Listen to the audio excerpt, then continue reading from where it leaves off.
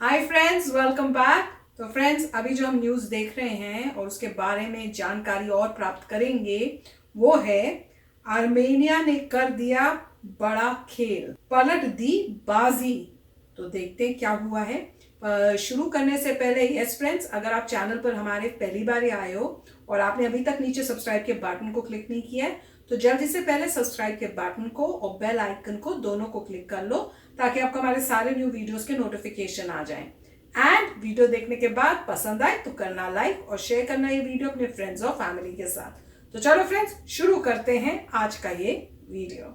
नमस्कार दोस्तों, स्वागत है आपका हिंदी नॉलेज शो में। तो दोस्तों, जैसे कि आप सभी लोग जानते हैं कि आर्मेनिया और अजरबैजान के बीच इस समय एक जबरदस्त युद्ध छिड़ा हुआ है और इस युद्ध को आज होने को आए हैं 9 दिन।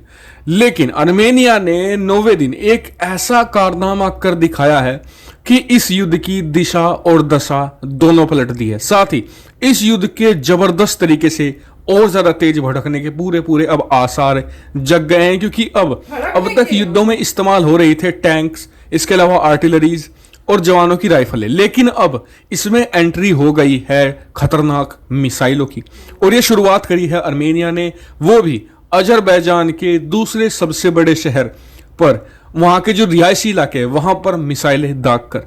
तो क्या हुआ है, मैं आपको सारी चीजें डिटेल से बताने वाला हूं। मेरे साथ अब इस वीडियो में तक बने रहिएगा। तो दोस्तों, जैसे कि आप सभी लोगों को पता है कि 9 दिन इस युद्ध को हो चुके हैं, लेकिन पहले 1 या 2 दिन की बात करें तो आर्मेनिया काफी आगे चल रहा था अजरबैजान से। लेकिन फिर 2 दिन के बाद अजरबैजान को सपोर्ट मिलना शुरू हो गया जबरदस्त तरीके से, वो भी तुर्की से, पाकिस्तान से, इसके अलावा सीरिया के जो आतंकी है वहां से।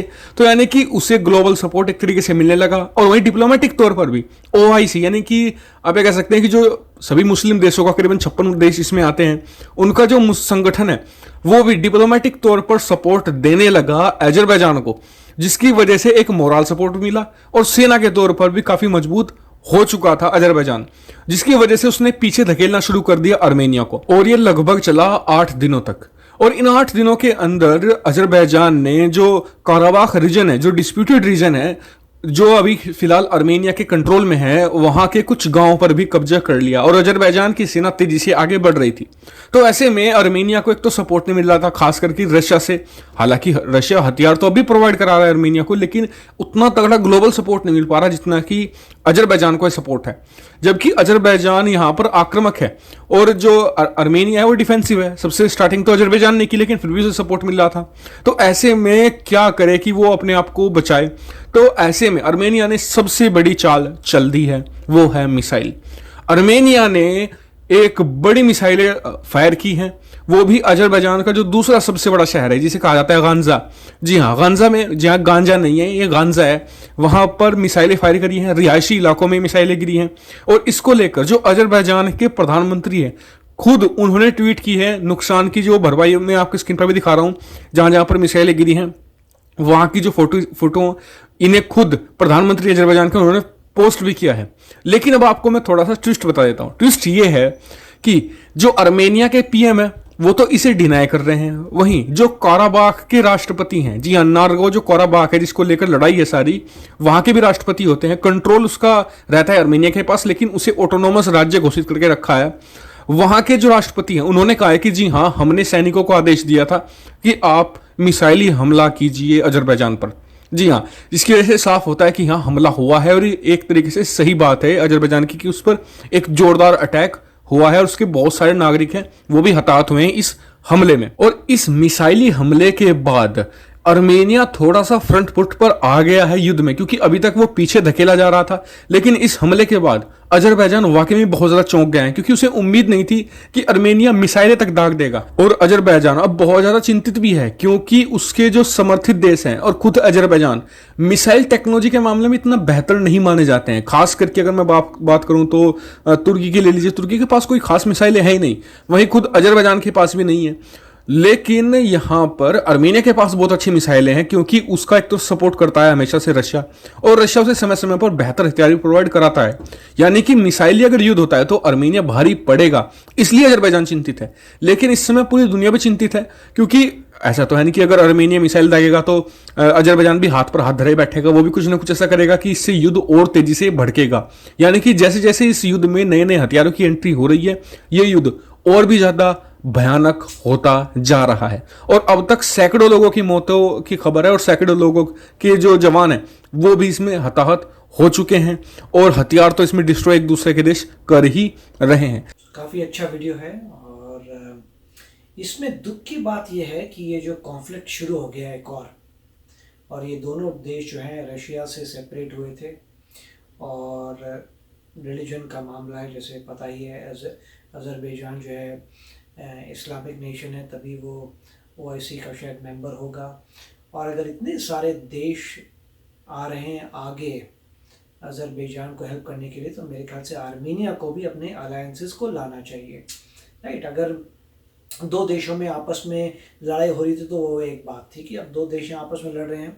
अब दूसरा देश अगर अपने फ्रेंड्स को लेके आ रहा है तो आर्मीनिया को भी अपने फ्रेंड्स को सामने लेके आना चाहिए।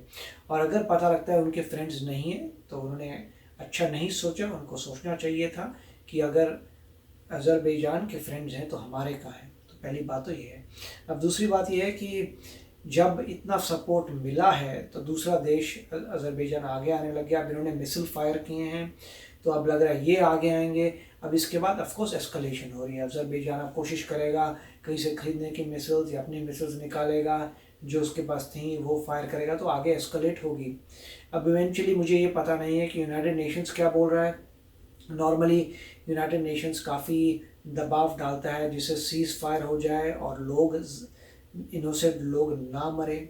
और दूसरा ये जो एरिया है नगोर्नो, अब उसकी भी पॉइंट है कि नगोर्नो क्या चाहता है। अब ये कोई बात नहीं कर रहा कि वो क्या चाहते हैं। क्या वो चाहते हैं अज़रबैजान के साथ जाना कि वो चाहते हैं आर्मीनिया के साथ जाना? वो अकेले होना चाहते हैं। अगर वो अकेले होने चाहते हैं तो फिर तो मेरे ख्याल से फिर वो, मुझे एग्जैक्टली पता नहीं, या तो खुश होंगे कि आर्मीनिया जिसने कंट्रोल किया हुआ है वो ख़त्म हो जाए, मगर उनको ये भी डर होगा माय गॉड कि अब अज़रबैजान ना कंट्रोल कर ले। तो ये तो बहुत बड़ी प्रॉब्लम है। अगर वो इंडिपेंडेंट चाहते हैं तो उनको खुद जो है मेहनत करनी पड़ेगी, खुद रेवोल्यूशन करना पड़ेगा। और मुझे हिस्ट्री ज़्यादा पता नहीं कि क्यों चाहते हैं वो, क्यों डिसाइड नहीं कर पाते कि हम एक पार्टी के साथ मिल जाते हैं, एंड ऑफ स्टोरी, राइट। अगर आप में खुद इतनी शक्ति नहीं है इंडिपेंडेंट होने की तो आपका लॉजिकल आंसर यही है, ठीक है फिर इन दोनों में से जो बेस्ट है उसको चूज़ कर लेते हैं, राइट। या तो आप में इतनी कैपेबिलिटी हो इस वक्त कि आप कुछ कर सके, अगर नहीं कर सकते तो आप चूज़ करिए जो भी आपको लग रहा है कि यही बेस्ट है, भैया मैं इसी को चूज़ करता हूँ, और उसके साथ जाइए। तो मगर ये न्यूज़ जो है मतलब अच्छी बात नहीं है कि किसी पार्ट ऑफ द वर्ल्ड में वॉर हो रही है और एस्केलेट भी हो सकती है। अगर सडनली आर्मीनिया ने कुछ अलायंसेस कर लिए डेस्परेशन में आके रशिया के साथ, तो एस्केलेट भी हो सकती है। और कई बार कंट्रीज करती हैं डेस्परेशन में कि आप हमें हेल्प करिए, हम आपको इतना रीजन दे देंगे, ये कर देंगे वो कर देंगे। जिस तरीके से आपने देखा था कि इंडिया में ऑक्साइड चीन चला गया, तो वो पाकिस्तान ने गिफ्ट दे दिया था चाइना को ऑक्साइड चीन, राइट। उसके बदले में क्या क्या मिला होगा हमें नहीं पता, मगर डेफिनेटली बहुत कुछ मिला होगा कि बोले कि चलो आप ये इतना लैंड ले लो उसके बदले ये दे दो। तो यहाँ पर भी इसी टाइप की पॉलिटिक्स होगी। फिर आर्मीनिया डेस्परेशन में एलाइज बुलाएगा, कहेगा चलो आप ये ले लो ये ले लो वो ले लो। तो देखेंगे क्या होता है। बट आई होप कि आर्मीनिया को थोड़ा सपोर्ट मिले, क्योंकि ये तो अनफेयर बात हो गई कि इनके पास सपोर्ट है आर्मीनिया के पास सपोर्ट नहीं है। और अगर ये देखा जाए कि आर्मीनिया ने दोस्ती ही किसी ने नहीं बनाई तो आई एम सॉरी, फिर क्या कर सकता है इंसान। तो आई एम श्योर कि उनके पास कुछ बैकअप प्लान होगा, नहीं है तो अभी देखेंगे। या फिर जैसे सारे आर्मीनिया के सोल्जर्स भी अपनी पूरी पावर से लड़ जाएंगे। अगर उनको लगता था एलाइज नहीं है तो हो सकता है कि वो अपनी पूरी पावर से लड़ें कि हम ब्रेव लोग हैं, हम कॉन्फिडेंट लोग हैं, हमारे पास इतनी पावर है कि हम हरा सकें। अब आप कहेंगे कि ये कैसा पॉसिबल है। वेल, अगर इसराइल कर सकता है तो आर्मीनिया भी कर सकता है। इसराइल ने तो जब 13 कंट्रीज ने अटैक किया था इसराइल ने, तो इसराइल तो भागता नहीं गया था लोगों से हेल्प करो, राइट। इसराइल का बच्चा लड़ा, राइट। 13 कंट्रीज को हरा दिया। इतने सोफिस्टिकेटेड वेपन्स इतने समय से इसराइल, इसका मतलब यही करता है इसराइल इंटेलिजेंट है। इतने समय से इसराइल सोफिस्टिकेटेड वेपन्स बना रहा था कि कब पता नहीं कब जरूरत पड़ गई तो उसने बोला आ जाओ।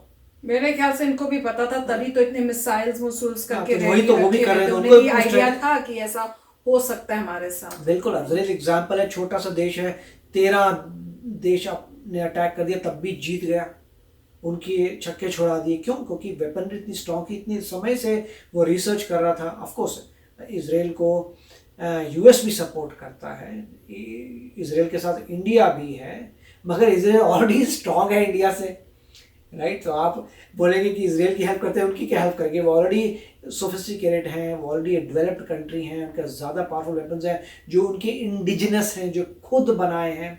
तो एक कंट्री में शार्प लोग हैं, उन्होंने खुद इतने सारे वेपन्स बनाए हैं, तो वो कॉन्फिडेंट थे कि तुम मेरा कुछ नहीं बिगाड़ सकते। तो सिमिलरली अब देखा जाएगा कि आर्मीनिया, हो सकता है आर्मीनिया के पास भी ऐसी चीज़ें हो जिसको हो कि तुम मेरा कुछ बिगाड़ नहीं पाओगे। तो वी विल सी हिस्ट्री क्या बोलती है।